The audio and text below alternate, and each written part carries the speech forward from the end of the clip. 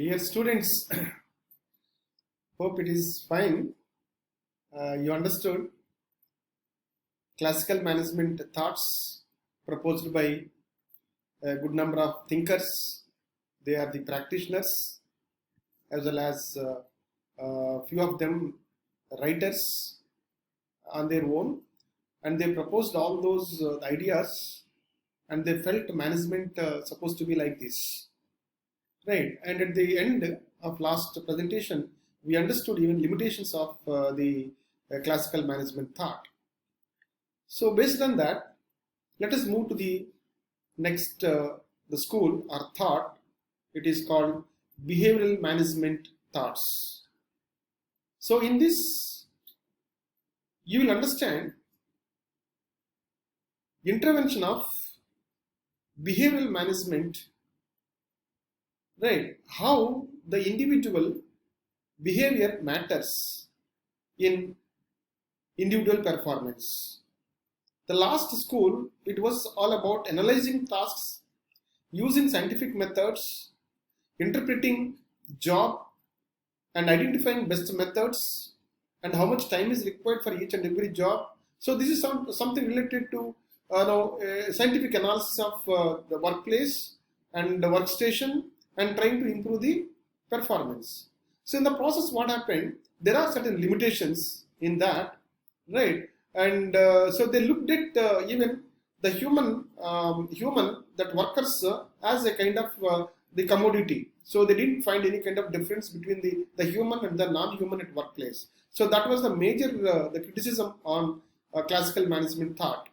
So based on the limitations of that, so this theory was proposed by a group of thinkers. They all under one category that is called behavioral management perspective. It is to ensure the effectiveness of organizational activities by focusing on the behavior of the individuals.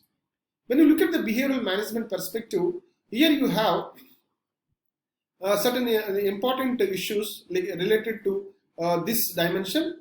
And now these thinkers believes that so individual attitude and behavior and the group process is important when you see the outcome of the organizations. So it recognizes the importance of behavioral the presence in the workplace, and if you take care of the behavior of individuals, you can improve the performance of the organization. That is the belief of these people.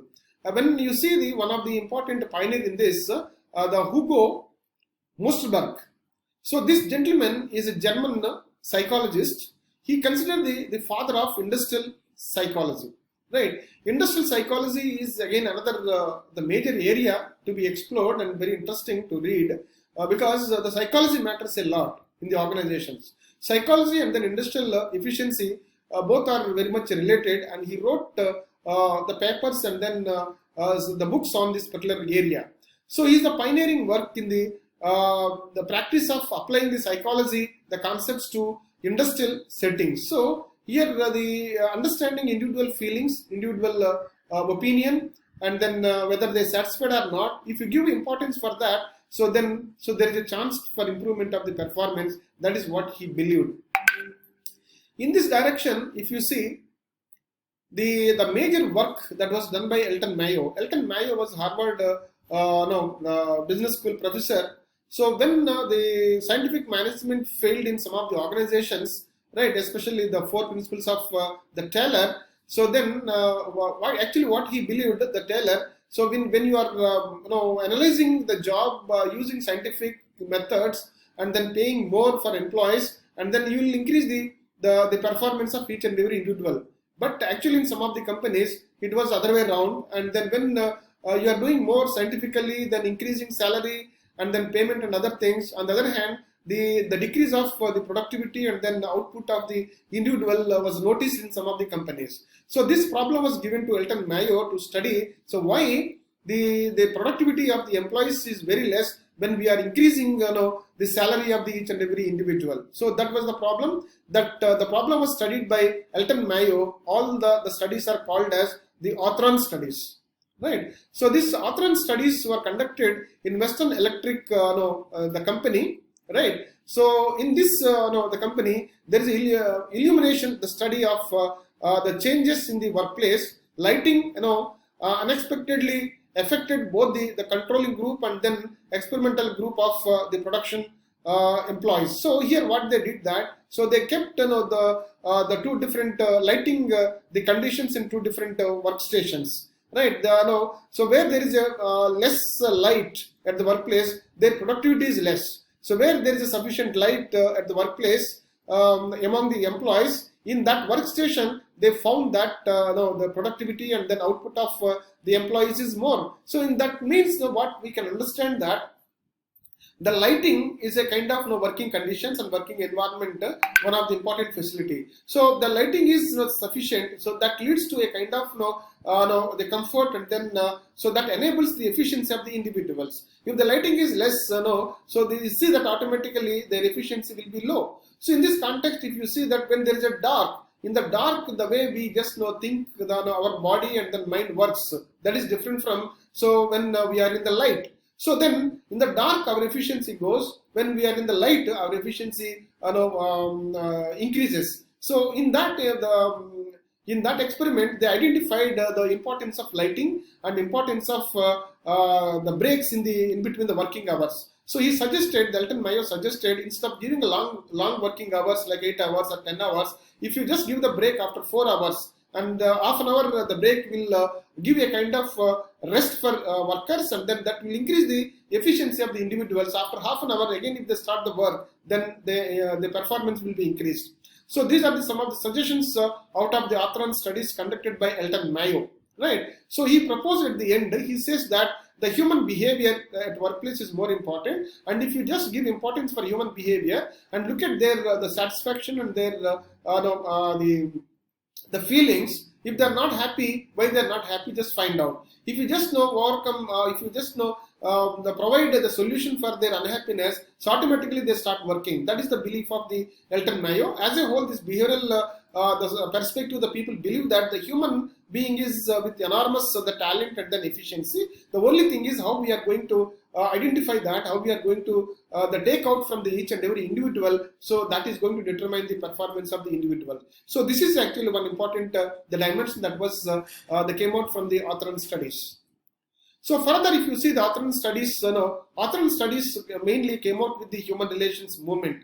So it grew out of the Autran studies, the human relations, and then after that, the people started giving importance for human relations at workplace. So when people are working in the organizations, they're supposed to develop a kind of relations at workplace. If they're so too formal, if they discuss only formal things, if they're not discussing anything about the personal, so that is that reduces the efficiency of the individuals. If there is a space for informal conversation and then communications, so that actually develop the personal attachment and relations among the employees at workplace. So that kind of attachment actually important for the people to increase their performance, because they help each other, they support each other, and they console each other when they have the difficulties. In that way, this Autran studies open the doors for realizing the importance of human relations at workplace, irrespective of their the scientific way of analyzing and interpreting the work in the workstations. In this direction, if you see that the human relations are very much essential, and the progress of the organization depends on the organization's the treatment and how the organization treats the individual employees. So in this direction, if you see some of the theories that are proposed by other thinkers, so the thinkers like Abraham Maslow, the Douglas McGregor, and Hertzberg, and these are the three people actually proposed some kind of theories. The theories are called as Abraham Maslow's theory is called as the needs hierarchy theory, Douglas McGregor theory X and theory Y, and Hertzberg two factors theory. All these theories are related to a kind of interpretation of human behavior at workplace for better performance of the individuals. So now in coming slides we are going to understand so these are the theories which are related to human relations movement. When you look at the thoughts of human relations movement, and then Abraham Maslow's and then the Douglas McGregor, so they proposed the two different theories, and Abraham Maslow's theory is called as needs hierarchy theory. As per his the theory, the needs are divided into the 5 categories. First one is the basic needs, second one is the social needs, and the third one is esteem needs, and then self-esteem needs. Like that, you will find so the needs of the individuals the varies from different positions. So if you address the needs of the individuals in different levels, you can achieve the organizational goals, and then they show the better performance. So that is the actual the needs hierarchy theory of Abraham Maslow's. These 5 needs are emerges in different the phases of the individuals. And if you look at the Douglas McGregor, so he theory X and theory Y. As per this theory, he classified the people into 2 categories. So one category of the people are called as theory X, and another category of people are called as theory Y. So these 2 categories of the people with the 2 different minds and the 2 different attitudes. Right? Theory X type of people, generally they just don't like work, and they dislike work rather, and they don't take any responsibility, and they are with the negative attitude, negative feeling about the job and about the organization, about the boss and everything. So this is one category of the people. So other set of the people they're called as theory Y. So these people completely opposite to theory X. So this the set of people are they like job, so they they take responsibility. They are ready for organizational responsibility at any time. So these are the 2 categories. So these are the kind of achievements, and then the ideas proposed by these 2 others.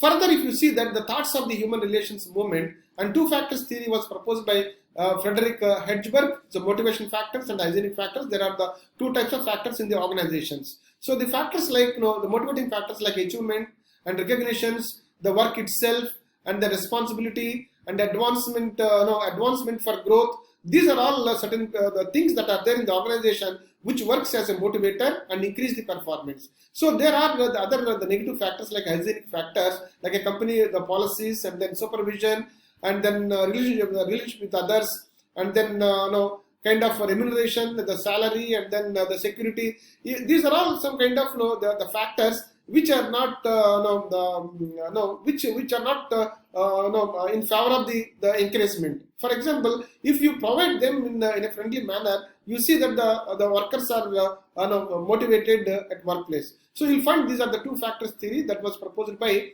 the Frederick Hedgeberg. Hedgeberg 2 factors theory is very famous. And then the another one more the theory that was proposed by McClelland, the theory of the needs. It is also called as achievement the motivation theory. So as per this theory, and he proposes a kind of the theory that there are 3 things. The 3 things are very much important. It is related to the growth, and then achievement, and then so in this direction you can see that the people are actually their needs are classified into 3 categories. Under three categories, if you just look at the individual and then satisfy them, they will be motivated, they will work for the organizations. So recognizing individual and individual ambitions and the needs and requirements and their feelings and their surroundings and how they are working, and based on this, if you just look at the behavior and then how they are, so you can just encourage and then improve the performance of the each and every individual at workplace. Then if you just put together all these the 4 theories of human relations movement, so all these 3 the 4 the theories are related to a contemporary field focusing on the behavioral perspective on management. So that draws psychology, sociology, anthropology, economics, and then medicine also. So these are the sciences and then interrelated. And then if you look at why people work and what for they work, right? There are, I think, ABCD, the model. You can just understand that why people work. The one is earn money to live. So for our survival, we need money, we need resources. For that, you have to work. The second attribute is be useful to society. So when you are an individual, so when you are able to do something and you have a capability and competence and skills, so why you are sitting at idle and then you can do something and which is useful for the society. That is the second reason why we work. The third one is exercise your the talent. When you have a talent, use the talent. If you are not using talent, it will be vanished. It is like a knife. If you are not using, and then it will be rusted. So and the sharpness will be vanished. So that's why you can see that the talent will increase and further sharpened when we are working. Then fourth one, so the find fulfillment. So we have a personal desires and then ambitions. So those things will be fulfilled and achieved. So when we have work in our hand and when we take up a job and then do it properly. The last one, why we work. So it is all about get blessed. So there is a saying